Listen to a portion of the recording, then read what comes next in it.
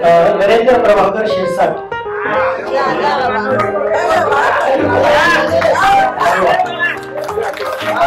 आवडते व्यक्तिमत्व वाटतं हे एवढे जोरदार काळ पडले.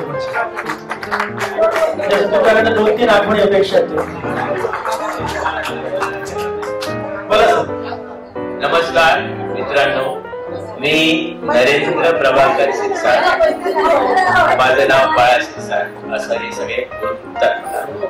माझं मिठाईचं दुकान आहे. माझा मुलगा 12वी सायन्स मध्ये आहे.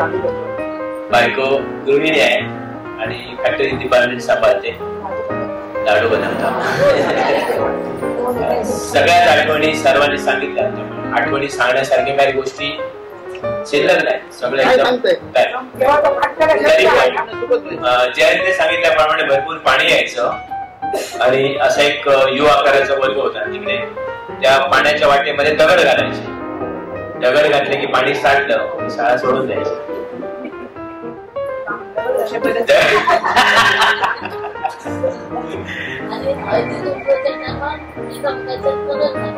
Okay okay.